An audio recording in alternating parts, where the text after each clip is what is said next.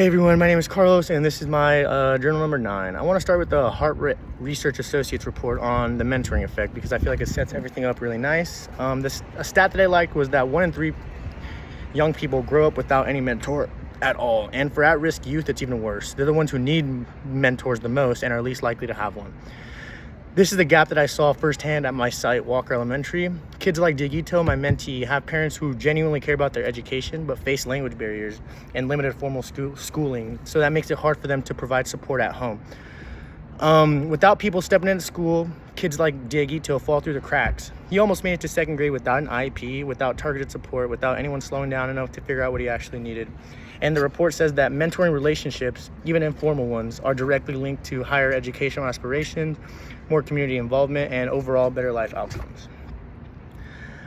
The DO study on service learning backs this up from a different angle. Their research shows that college students who participate in service learning in their first year have higher GPAs, higher retention rates, and higher graduation rates, especially students from unrepresented backgrounds. And I think this is important for EDS 130 students to hear. This class isn't just good for the kids you're mentoring, but it's good for you as well.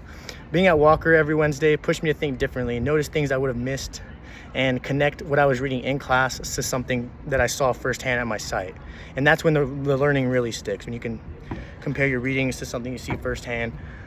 Now for tips, the biggest thing that I would tell incoming mentors is to learn the kids' names as fast as you can. The first few weeks I was struggling to remember all 24 students' names, and looking back, the ones that stuck were the ones that needed the most help or the ones that I was interacting with the most. But just make it a priority from day one to learn their names, because there's something about knowing someone's name that signals that you see them as a person. It just makes them feel seen. My second tip would be not to just observe. I spent my first day at the site mostly watching, which is okay for your first day, but the relationships didn't start forming until I got, a little more active and sat on the floor, started conversations. So the sooner you get involved and make yourself useful, the sooner the kids will trust you and start to begin forming relationships with you. And my third tip comes from the Hay video on children's imagination. It's to just follow their curiosity. Hay talks about how children are natural explorers and natural knowledge builders, and that the best thing adults can do is to be companions in their learning rather than just authoritative figures that give them directions and parameters to follow. I saw this play out firsthand with my artifact card game on my last day at the site. I pulled 6 kids who weren't engaged in the current class activity, and I pulled them aside to play my game. Within about 5 minutes, I had 15 kids crowding my table in my game. I didn't lecture anybody. I didn't really give directions. I gave the general direction, but I wasn't really pushing anybody. I just let them do their learning on their own, and I just created a space where they can lead, and they can lead the learning experience. And that taught me more about teaching than any lesson would have.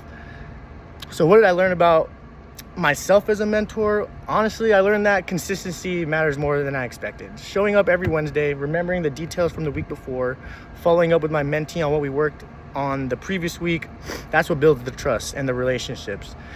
After about the 2nd week, the kids started coming to me with their own questions, forming a little line at my desk, and that didn't happen because I was doing something super impressive.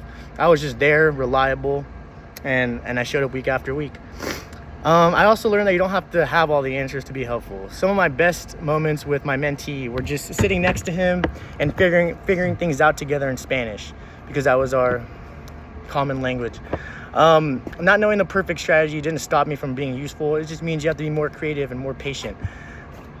And finally, don't underestimate how much this experience will affect you. I saved this course for my last quarter before graduating, thinking it would be just a light elective.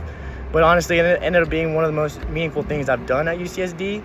On my last day, the kids all signed a big poster and said, "Thank you, Mr. Carlos." And at that moment, that's when I felt like my time there really mattered and really did something. So yeah, if you're coming into EDS 130, take it seriously and just, immerse yourself, enjoy it, be genuine, and because who knows, the kids that your mentee might need you more than you think. So good luck to all the incoming students. Thank you for such an awesome quarter. Thank you.